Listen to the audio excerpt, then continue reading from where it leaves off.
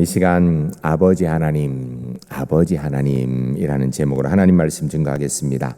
오늘 읽은 본문 말씀 탕자의 비유는 아주 유명한 비유죠. 예수 믿는 사람들, 심지어는 교회 다니지 않은 사람들도 다 알 만큼 유명한 비유입니다. 그런데 이 비유 가운데 굉장히 중요한 우리 기독교 진리가 들어 있습니다. 성경은 논리나 합리나 체계적인 방법이 아니라 상징적인 비유를 통하여서 하나님의 뜻을 말씀하시는 경우들이 많이 있습니다. 그 대표적인 것이 바로 오늘 본문입니다. 오늘 본문은 비유의 이 배경이 있습니다. 우리가 11절부터 읽었는데 누가복음 15장 1절 2절 말씀이 바로 오늘 본문의 비유를 말씀하신 배경입니다. 그 내용은 바로 죄인이 회개하고 하나님께 돌아오는 것을 하나님께서는 너무나도 기뻐하신다라는 것입니다. 하나님이 기뻐하시는 이 일들을 설명하기 위해서 잃어버린 양의 비유를 설명하고 잃은 드라크마 비유를 설명하고 또 오늘 본문에서는 잃어버린 아들 탕자의 비유를 말씀하고 있는 것입니다. 오늘 이 잃어버린 아들 탕자의 비유를 통하여서 하나님께서 우리를 어떻게 생각하시는지, 하나님의 은혜가 우리에게 어떤 것인지를 다시 한번 말씀을 통하여 듣게 될 것입니다. 말씀을 들으시면서 하나님께서 나를 어떻게 사랑하시는지를 다시 한번 경험하는 은혜의 시간이 주 안에서 모두 될 수 있기를 주의 이름 간절히 축복합니다. 첫 번째 따라하겠습니다. 아버지의 사랑을 벗어나서는 행복할 수 없습니다. 오늘 본문의 비유의 소재는 당시에 너무나도 잘 알려져 있는 이스라엘 사람들의 풍속을 근거로 하고 있습니다. 그런데 이 이스라엘은 동양권에 속해요. 그러다 보니까 실제로 이 동양 사람들의 이야기, 바로 우리가 흔히 겪고 공감할 수 있는 그런 배경을 가지고 있습니다. 서양 사람들은 지금도 부모님의 재산이 반드시 자녀의 것이 된다 이렇게 생각하지 않습니다. 아닌 경우도 굉장히 많고요. 그러나 우리 동양 문화권에서는 부모님 사후에 그 재산은 자녀들 것이 되는 것, 이것을 당연한 권리로 알고 있고 그 일이 당연히 내 것이다 이렇게 생각합니다.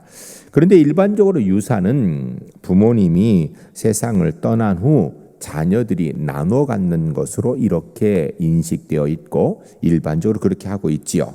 실제로 성경 구약 성경 신명기 21장 17절에 보면 유산을 나누는 법을 이야기하는데 형에게는 3분의 2, 동생은 3분의 1을 주도록 이렇게 얘기합니다. 한마디로 얘기하면 형이 동생보다 배의 유산을 갖는 것이다 라고 이렇게 설명을 하고 있습니다. 간혹 아버지가 생존하고 계시는데도 유산을 자녀들에게 이렇게 분배해 주는 경우들도 있습니다. 이런 경우가 없는 건 아니에요. 있지요. 지금도 있지요. 그러나 아들이 먼저 아버지 건강하신데 아버지 유산 이제 빨리 내게 내주십시오 라고 미리 달라고 하는 것, 이건 문제지요. 이거 우리 마음에 무슨 생각이냐, 이 불효 자식들 이런 생각이 드는 거예요. 그런데 오늘 본문에 바로 이 아들이 그런 문제를 가지고 있는 것입니다. 한마디로 이야기하면 오늘 본문에서 아버지는 재산보다도 아들을 소중히 여기는 것을 느낄 수 있습니다. 그러나 아들은 이것저것 다 필요 없고 재산 빨리 달라라는 것입니다. 재산을 가장 중요하게 여긴다라는 것입니다. 아들은 재산을 실제로 받아가지고 얼마 되지 않아서 그것을 다 정리하여서 먼 나라로 떠났다라고 얘기합니다. 한마디로 아들은 아버지 간섭 싫고 가까이 있는 것도 싫다라는 것입니다. 아버지 재산은 좋은데 아버지는 별로이고 아버지 간섭하는 것 더 싫다라는 것입니다. 여러분, 그런데 우리가 잘 알고 있지요. 부모님이 우리에게 잔소리를 하시는 것, 간섭하는 것 같은 것, 사실은 사랑하기 때문에 하는 거예요. 우리를 사랑하지 않는 사람은요, 우리한테 얘기하지 않습니다. 부모님이 사랑하시니까 이것저것 이야기하는 거예요. 그런데 문제는 사랑을 사랑으로 받지 못하고 간섭으로 받아서 듣기 싫어하는 것, 이게 문제인 것이죠. 아들은 실제로 오늘 본문에서 아버지 없는 곳으로 가 돈을 가지고 마음껏 살아보겠다라는 것입니다. 결국 멀리 떠나갔습니다. 여러분, 성경적으로 이것이 바로 하나님을 떠난 불신앙을 이야기하는 것입니다. 아버지의 사랑, 간섭, 주권의 품에 사는 것이 행복인 줄 모르고 떠난 것이지요. 그런데 아버지를 떠난 순간에 이 아들이 어떻게 되었는가? 방종의 길, 방탕의 길, 방종의 종, 방탕의 종이 되는 것입니다. 그렇게 살다 보니까 진짜 현실 속에서 종이 되고 말았다라고 오늘 본문이 말씀하고 있는 것입니다. 오늘 본문에서 있는 재산, 아버지께 받은 재산 다 없이 한 후에 어쩔 수 없어서 남의 집에 종이 된 것을 말씀하는 것입니다. 여러분, 재물이라는 것은요, 그 특성이 버는 것부터 배워야 되지 쓰는 것부터 배워서는 안 되는 것입니다. 이스라엘 사람들 실제로 그래서 돈의 가치를 모르는 자식에게 돈을 주는 것은 그 자식을 죽이고 저주하는 방법이다라고 이렇게 이야기를 합니다. 재물의 가치는 벌어봐야 그 가치를 아는 거예요. 그 재물을 지키기 위해서 고군분투해봐야 그 가치를 아는 것입니다. 그리고 그 재물을 잘 사용해야 그 가치를 제대로 알게 되는 것입니다. 이 세 가지를 알아야 재물의 필요성, 의미, 귀중함을 경험하고 알게 되는 것입니다. 있는 돈을 제대로 잘 쓸 줄 모르는 것, 우리는 그것을 수전노라라고 이야기합니다. 형편없는 삶을 사는 것이지요. 재물을 좋은 일에 쓰게 되면 누구든지 그 재물의 진정한 힘과 가치를 알 수 있게 되는 것입니다.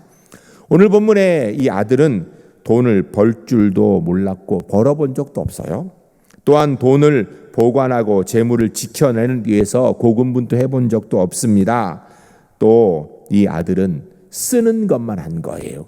그것도 오늘 본문에 보니까 허랑방탕하였다라는 거 보니까 재물을 좋은 데 쓴 것이 아니라 별로 좋지 않은 곳, 쓰면 안 되는 곳에 써버렸던 것입니다. 아무리 부자여도 허랑방탕하게 안 좋은 데 쓰는 이 아들, 그 돈이 남아날 리가 없겠죠. 결국 재물이 다 바닥나게 되니까 결국 이 아들 어떻게 되는가?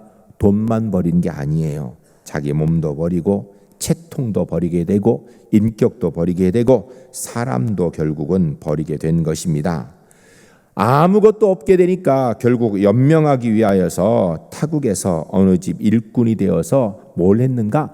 돼지치는 일을 했다라고 이야기하고 있습니다. 여러분, 본래 이스라엘 사람들은 돼지고기를 먹지 않아요. 그렇기 때문에 돼지치는 일을 절대 하지 않습니다. 어쩌면 이 사람이 타국에 와서 유대인으로서 돈 있다고 거들먹거리면서 허랑방탕하는 거 보면서 이 사람이 볼 때 이 안 좋은 사람이구나라고 생각을 했을지 몰라요.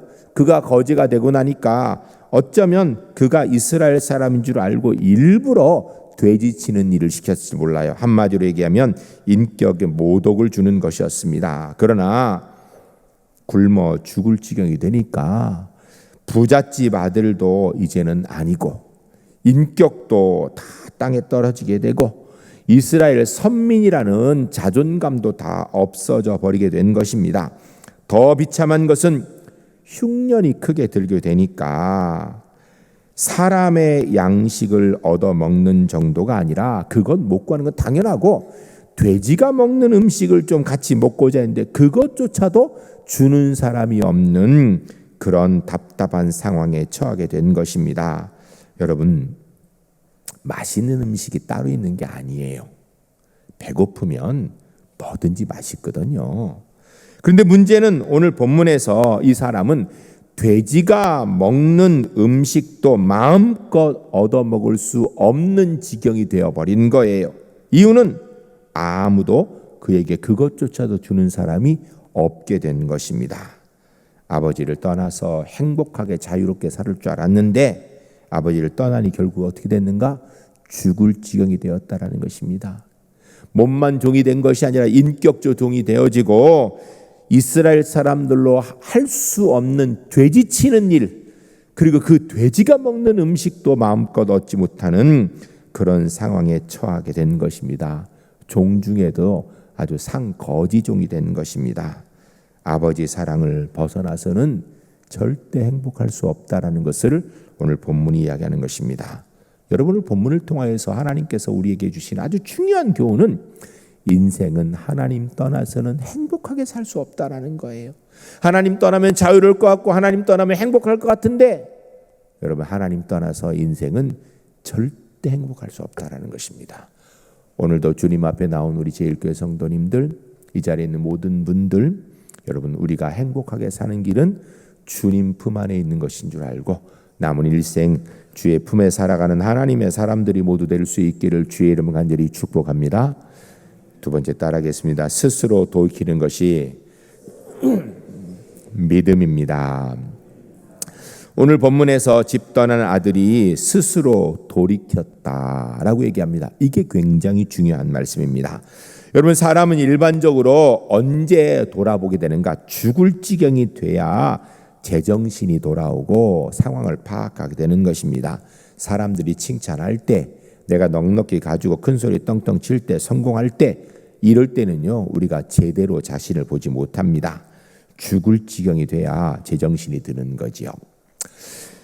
미국의 한 빵집을 운영하는 교포의 이야기입니다. 이분이 한국에서는 대학교 교수님이었으며 그것도 영문학과의 교수님이었습니다. 이 영문학과 교수님으로 잘 살았는데 더 잘 살기 위해서 미국으로 이민 가기 위해서 결국은 재산을 정리해 갔습니다. 그러니까 미국에 이민 갈 때에는 돈도 좀 가져갔습니다. 그리고 자존심도 있죠. 왜? 교수님이었으니까 한국에서. 그리고 더 나아가서 영문과 교수님이었으니까 영어도 좀 했던 거예요.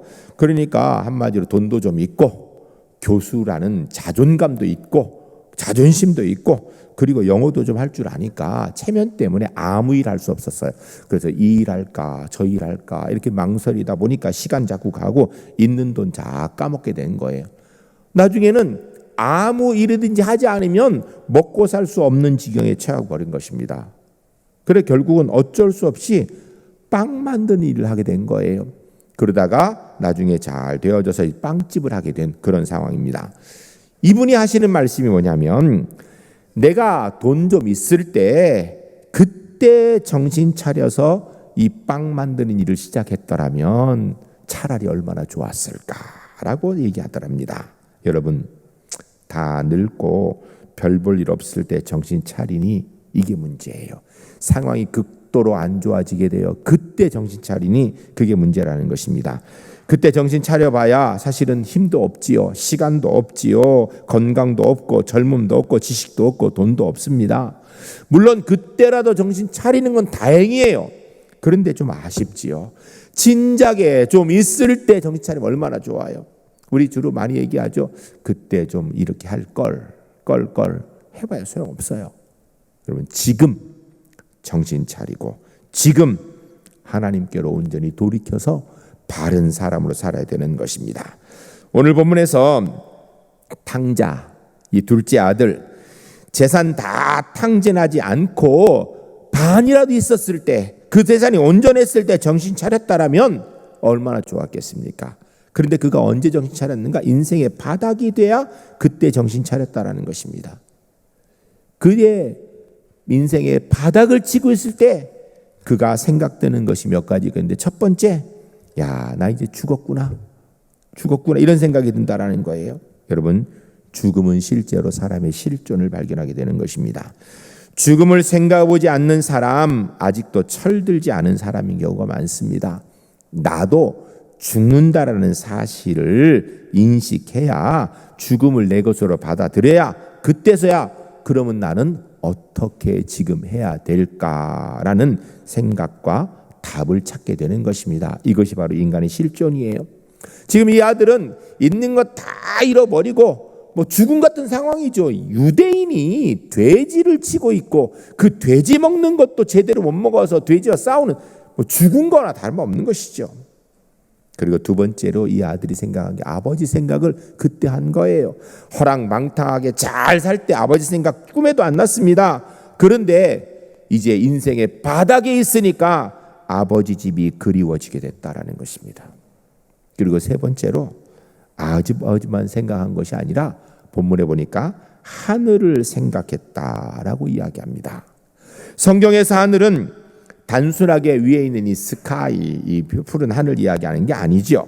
이스라엘 사람들에게 하늘은 하나님을 두려워서 하나님의 대명사로 사용하는 단어가 바로 하늘입니다. 그 사람이 오늘 본문에 보니까 하늘과 아버지께 죄를 지었다라고 이렇게 얘기해요. 죽음의 상황이 되니까 그가 아버지를 생각하며 아버지께 죄 지었구나, 하나님을 생각하며 내가 하나님 앞에 죄를 지었구나라고 생각하더라는 것입니다. 그리고 마지막 네 번째로 이 사람이 그때 자기 자신의 존재에 대해서 정확하게 생각한 거예요. 이제 집에 돌아갈 생각을 하니까 이제는 아들이 아니다라는 것입니다. 아버지 재산을 달라 조를 때에는 나는 아들 자격이 있지라고 생각했던 것입니다. 난 이 부잣집의 둘째 아들로 내 목이 당연히 있으니까 그거 달라고 당당하게 얘기했던 것입니다. 그러나 이제는 아들 자격 없다라는 것입니다. 설령 집에 돌아간다 해도 내가 아들이라 주장할 수는 없다라는 것입니다. 이제는 아들이 못해도 되니까 아버지 집에만 돌아갈 수 있으면 좋겠다는 마음이 들었다라는 것입니다. 그는 내가 죄인이구나, 나는 자격이 없구나, 나는 이제 아들 아니구나, 그렇지만 아버지 집에서 살고 싶다, 이 마음 가졌다고 이 성경이 얘기하는 거예요. 그런데 이게 성경적 용어로요, 이게 바로 회개입니다. 야, 내가 하나님께 돌아가야 되겠구나, 하나님께 가지 않으면 안 되는구나, 이 마음 갖는 것, 이게 바로 회개의 시작인 것입니다. 여러분, 이러한 마음을 가지고 지금 아버지 집으로 이 아들이 돌아가고 있는 것입니다.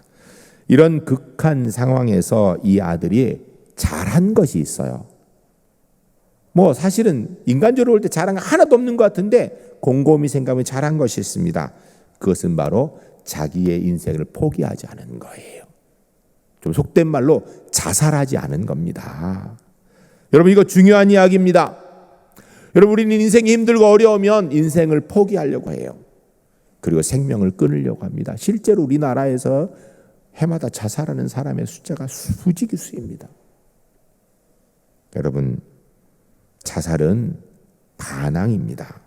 하나님에 대한 반항이고 부모에 대한 반항이고 자기 자신에 대한 살인 행위입니다. 그래서 결코 용납할 수 없는 불신앙입니다. 우리가 어떤 경우에도 예수 믿는 하나님의 사람이라면 인생 포기하지 맙시다. 특별히 자살, 이건 꿈에도 생각하지 않는 하나님의 사람들이 돼야 될 줄로 믿습니다. 이건 옳은 게 아니에요, 절대로. 여러분, 이 아들이 지금 아버지 집에 돌아가는데 체면 생각해서 내가 무슨 낯을 들고 아버지 집에 가겠는가, 나는 못 가, 차라리 죽지, 이러면 안 되는 거예요. 여러분, 이러면 영원히 아버지 집에 돌아갈 수가 없습니다. 죽을 지경이 됐는데 무슨 체면을 따지는 거예요? 체면 따지고 있다면 아직 덜 죽을 지경인 거예요. 회개하는 자에게 무슨 체면이 있겠습니까?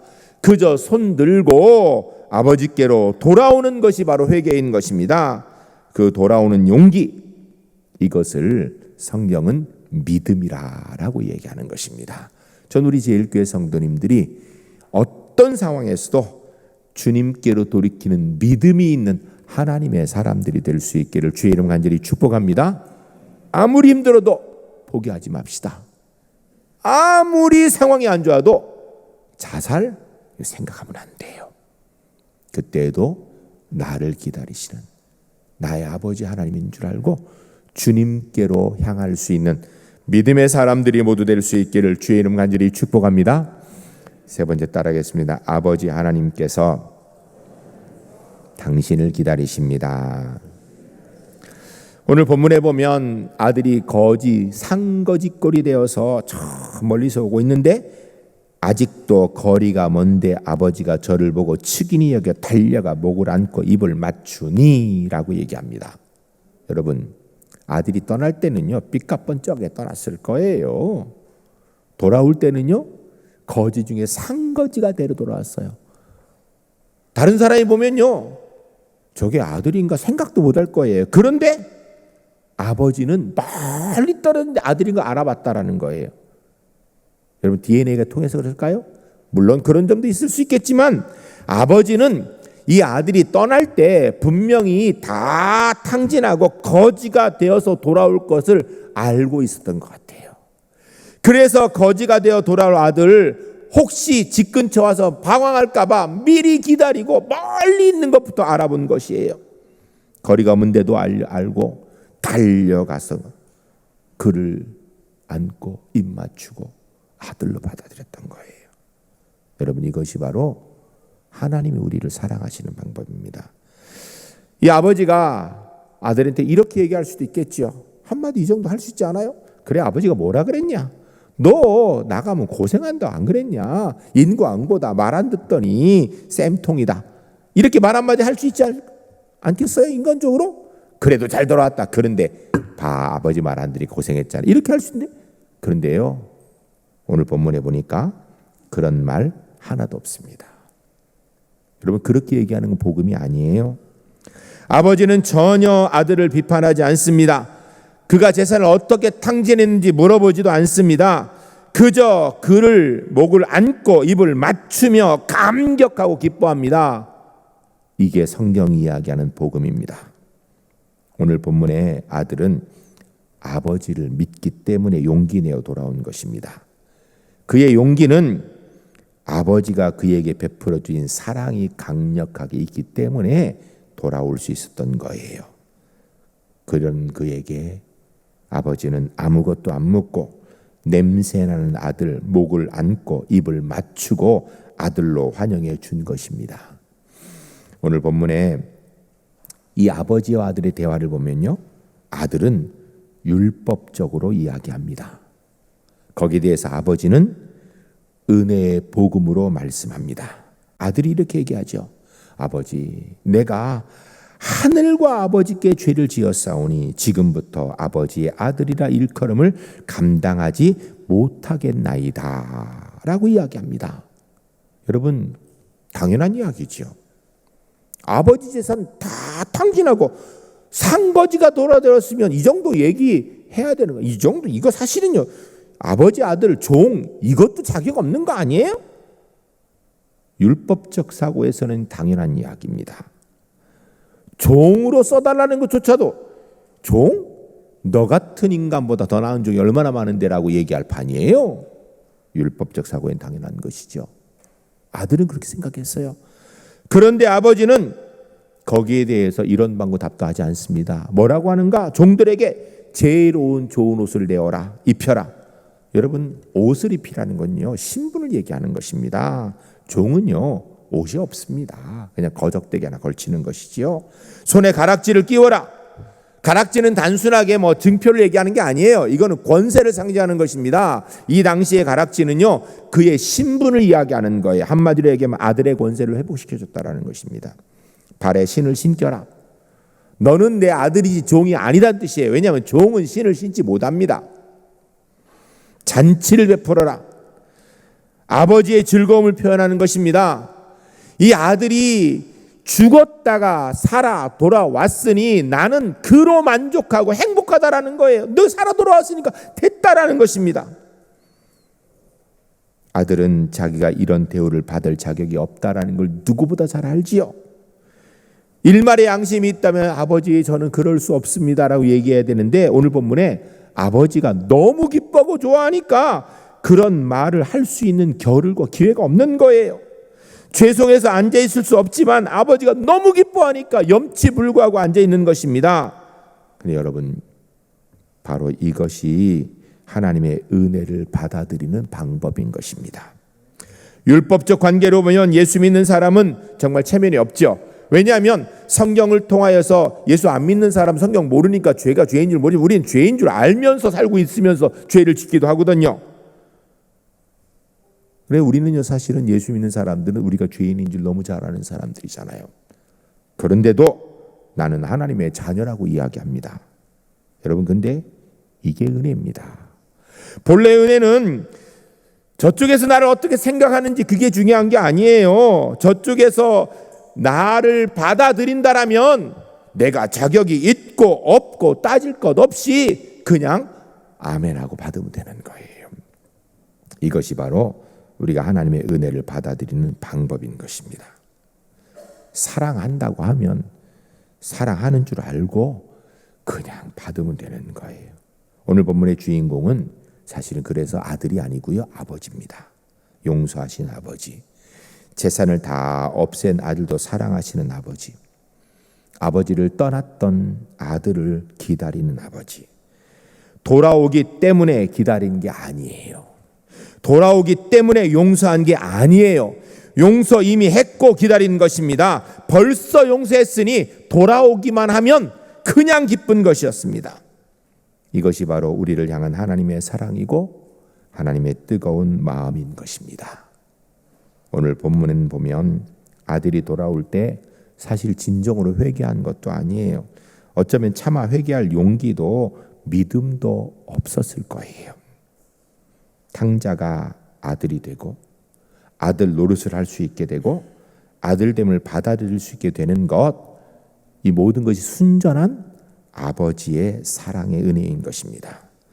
아버지가 너무나도 감격스럽게 영접하니까 이 아들은 자기가 죄인이라는 생각을 스스로 좀 잊어버리게 되고 이제 내가 아들이 되었다라는 것을 받아들이는 것. 여러분, 이것을 성경적 용어로 믿음이라고 얘기하는 것입니다. 여기에서 우리는 가장 중요한 진리를 발견하게 됩니다. 이것은 곧 믿음으로 말미암아 의롭게 된다라는 진리입니다. 믿음으로 말미암아 죄인이 하나님의 자녀가 되는 진리를 이야기하는 것입니다. 여러분, 탕자가 자기 윤리, 자기 도덕, 자기 선행 때문에 아들로 돌아온 것이 아니라 아버지가 주는 믿음의 은혜를 아멘으로 받음으로 아들로 설 수 있게 된 거예요. 성경 이야기합니다. 오직 의인은 믿음으로 말미암아 살리라. 의인이 믿음으로 사는 걸 이렇게 순서를 얘기하는 게 아니에요. 믿음으로 받아들여서 의인 된다는 이야기하는 거예요.